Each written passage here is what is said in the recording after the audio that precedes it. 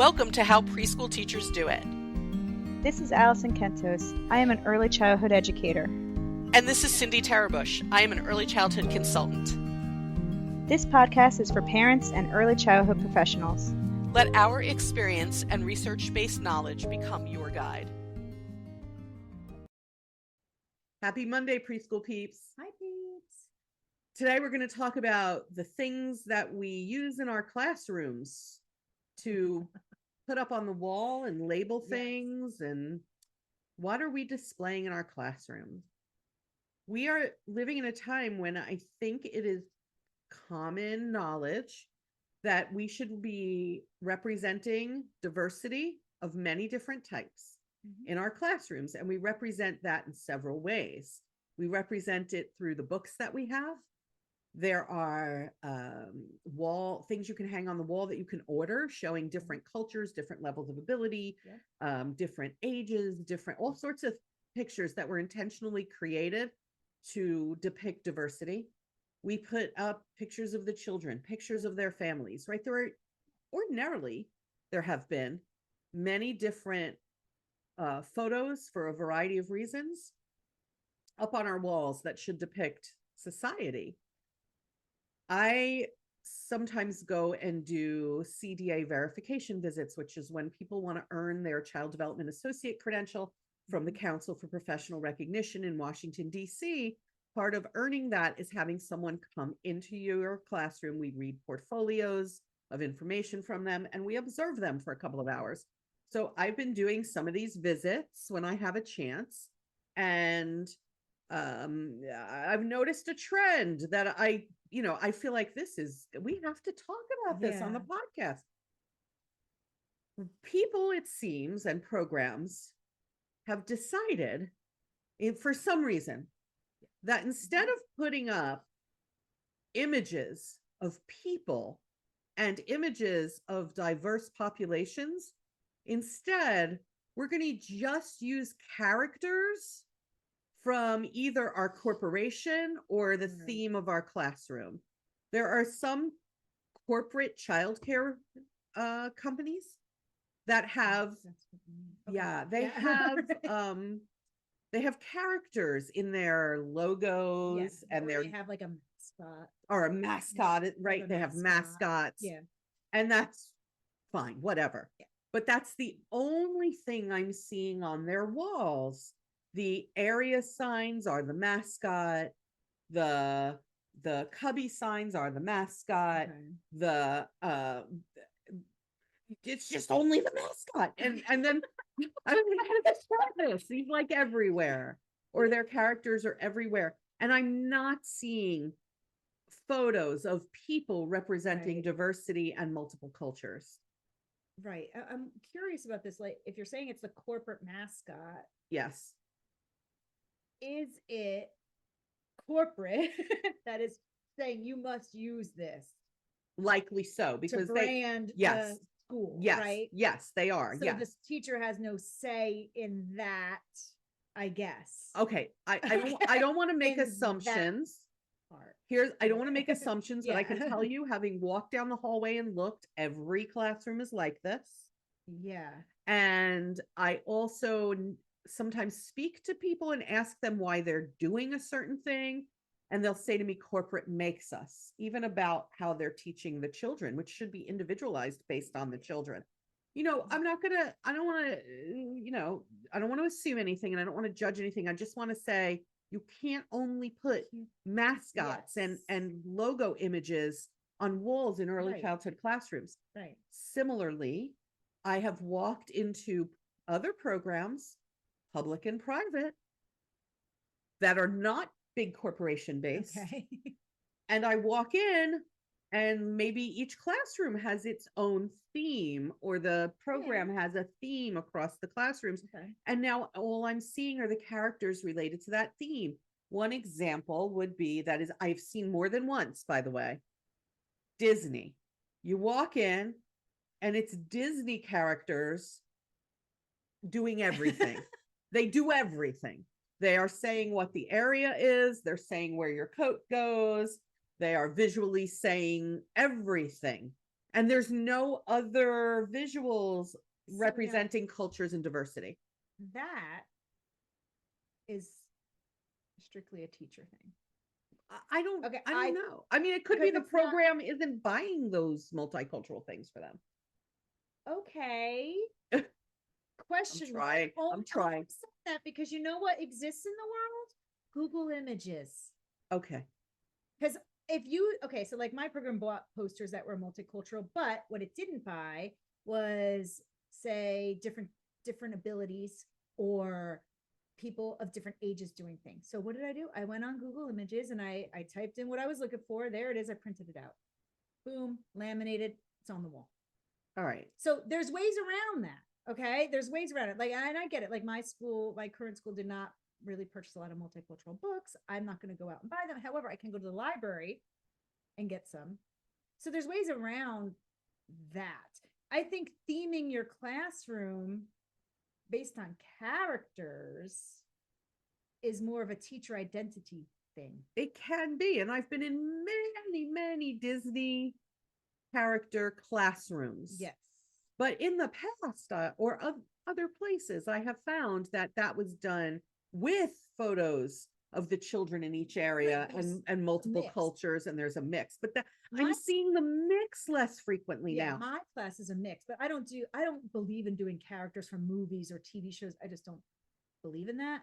But I named my classroom the Preschool Puppy. So we have a couple puppy themed things, but the rest of it is like children's pictures, the children in the classroom, their pictures doing stuff. So all of their center labels are like them in the blocks, them in the kitchen. So they see their picture there. And if I couldn't find something like a poster or something, then I Googled it and I printed it.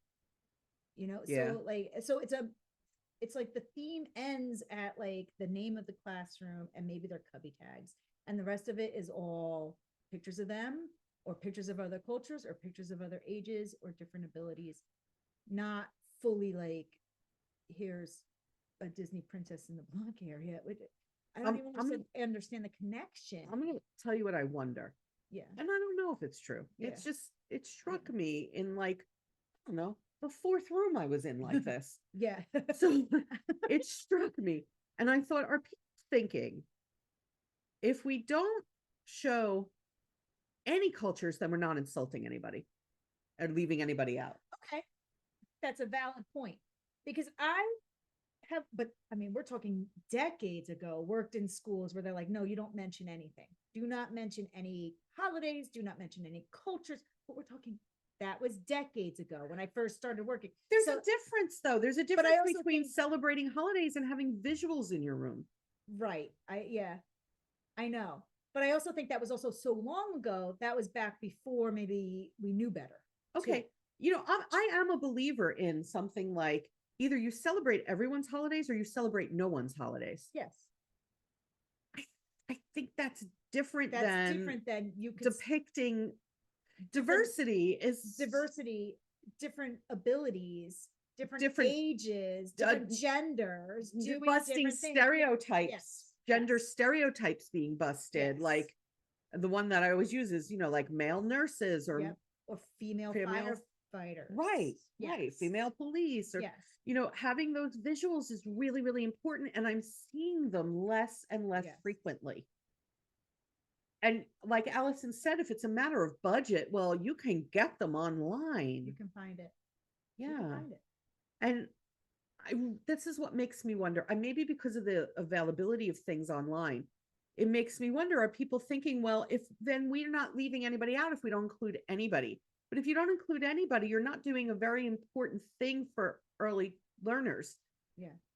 Our ethical standards from the National Association for the Education of Young Children teach us that there needs to be cultural continuity Mhm. from home to school, that children they see their cultures at home, they need to see their cultures in school. Yes. And we also know that that's part of helping children to feel a sense of belonging in our programs. And we need to be representing the people they see out in the world. I mean, unless you go to like Nickelodeon or Disney, you're not seeing these people out in the world. I don't know. You know, these are not real people. Okay.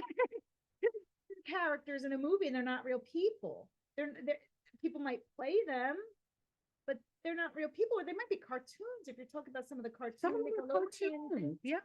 they're not real. That's not what they're gonna go out and see. They're not real people. And I feel like when you don't expose them to real people, then they go out into the world and they start thinking like everybody's different and that's something wrong, and there's something wrong with being different, you know, because I think like if you like, and even in my classroom, you could have multiculturals, multi-abilities, multi-ages, but what one of the boys said to me once is you don't have different sizes, right? And he was talking about once, he's like, my mom, how come my mom, his mom is a larger woman, he's like, how come she's a different size than you, and is that good or bad? And I was like, no, it's just different. Everybody comes in a different shape and size, different color, different everything.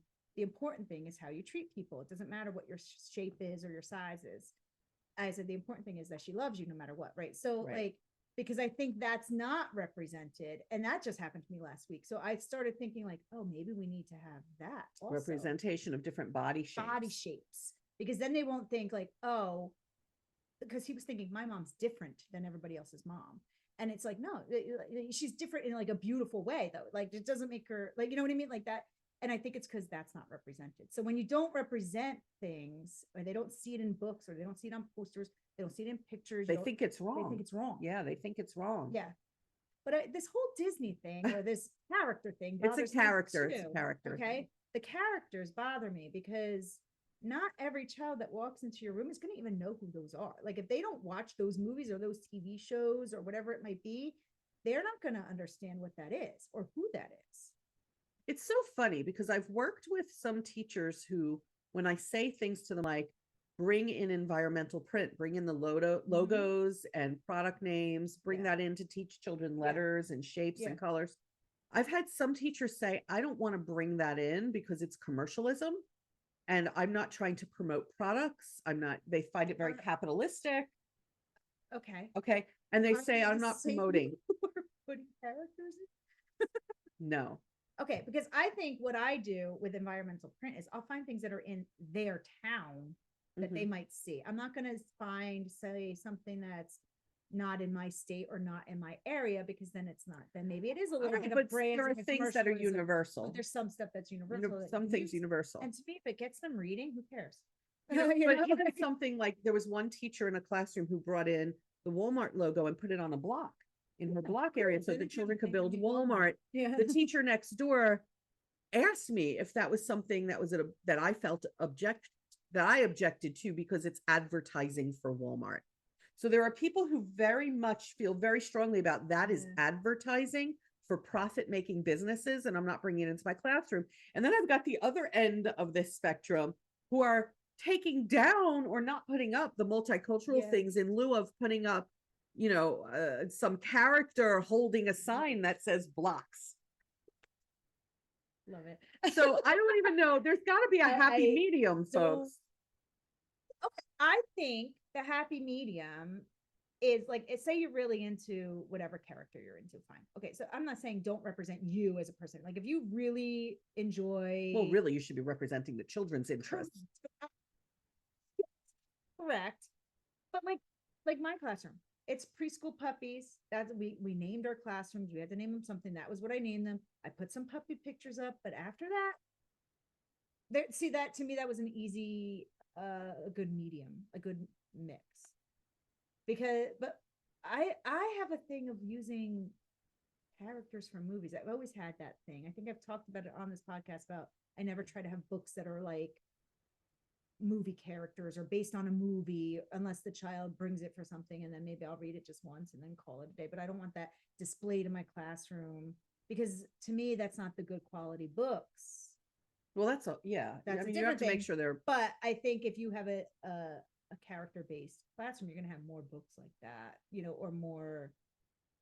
I just don't see the value in it. I just don't get why it's taking the place of multicultural visuals, and why it's taking the place of things like your block area sign having a picture of the children in your class playing Yes. blocks, Yes. or at least a picture of your block area. Instead, there's the character from the company the or the movie. TV show Yeah. holding a sign that's like blocks with a big smile on it. Okay.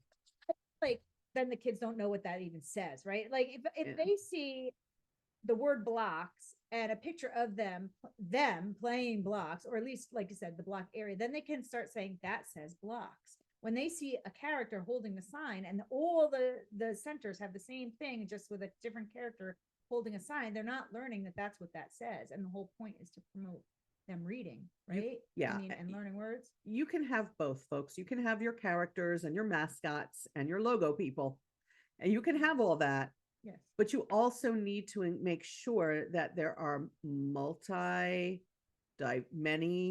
diverse sets of people represented.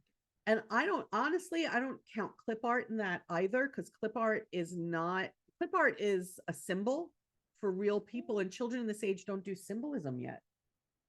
I don't really love clip art for this age. Cartoony clip art. Yeah. Yeah, I try not to use that. I don't remember a time when we always did, because they were like, yeah, okay, but we now know that better. So now if I'm going to use Google Images, I'm finding a real image of a real person. Yes. And it might not be a person that these children know, but it's a different, it's at least a real person. I'm looking for real people in classrooms. This is what I'm looking for. What do you want, Cindy? I want real people depicted. Real people representation. Yes. Yes. And, it just occurred to me that the last several classrooms that I've been in, which I've been in for a variety of reasons. Yeah. I didn't see the family photos that we always put up. Photo board? If they did, I didn't notice it. And even the fact that I, as an adult, didn't notice it means the children are probably not noticing it. Maybe. Right? They may not. They don't know what they don't have, is what you're saying. Well, I know, but even if it's up, like let's say, like they did have family pictures up, I know. maybe they're in a place where they're not as visible as your characters or whatever you've put up. So, okay. So you're saying that the characters have taken more over, important than the family photos. The characters have taken over the classroom. Character takeover, yes. Yes. And again, you can have the characters, and some of them are very cute. I saw one where it was Disney, and they had coat hooks, and right over the coat hooks were like these cutouts of the characters kind of looking at the children. It was very cute. It was very cute. Yeah, there's ways. But then by the coat hooks were the pictures and names of the children. Yeah. These were over it. Right. You can have both. You could, please, for goodness sake, have both. If you were thinking, oh, but then we're neutral and we're not insulting anybody, I appreciate that effort, but then we're also not teaching about the value of differences and unique individuals. Yeah. Right? Everyone is unique. The children need to know differences are good. Yes. Not like what we were taught about how we're all the same. We're not all the same. And differences are good, and we should learn about each other. And maybe this would be a whole lot more peaceful world if we would just sit down and learn about each other. Right? So, please don't stop listening to us because you feel like I am saying no characters. I'm not saying no characters. I want to say it again. Enjoy your cute characters, and some of them are adorable on your walls. And I love them too. And where are the photos of people? Please, real person represent. That's, I guess, what I'm trying to say. Yeah. Yeah. And if you look around your room and you realize, wow, we did not put the family photos up, please work on that. That happened. Yeah. It's like one of my favorite boards. I actually have two boards like that. Well, I have one just of pets and one just of families. What if a child doesn't have a pet? Then they I told them they can bring in either whatever their favorite animal is, and they can take a picture of it, or a picture of an animal they have, or their neighbor's pet. So I have pictures of it. It'll be like, Allison's neighbor's dog, Scruffy, because it's their person or their grandparents. So they all have an animal up there. Okay, as long as they all have one. Yeah, they all have one up there. So it's like and they love looking at that. And then we have pets. Do you have like pictures of like birds and hamsters and No, nobody has a bird or hamster. I wanted a picture of your bird for my board. Oh, all right. We'll Or work on video. that. They've been asking. I Have keep they? telling them. I said my friend Cindy has birds because we've been We'll learning have to about take a pets. video, Yeah. but we digress. Yes. Sorry. I This could talk is about the that hazard. all day. This is the hazard of sitting in the room together to record these. Yeah. Used to be for a long time we were separate, and now we're Yes. recording together in one room, which is lovely. Yeah. And we But sometimes yeah, digress. now you get a glimpse of what our relationship is like. Yeah. That's what we do all the time. It really is.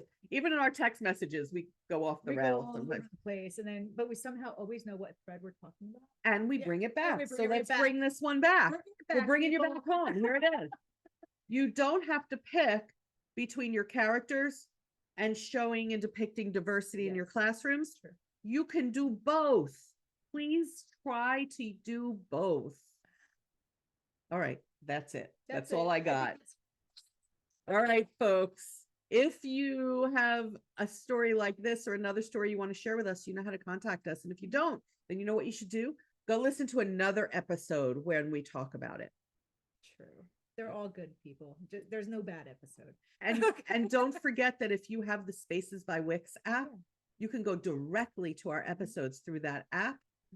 And so you can go to our website, howpreschoolteachersdoit.com, and find out how do I get the Spaces by Wix app. All right, folks. Catch you next time on the podcast.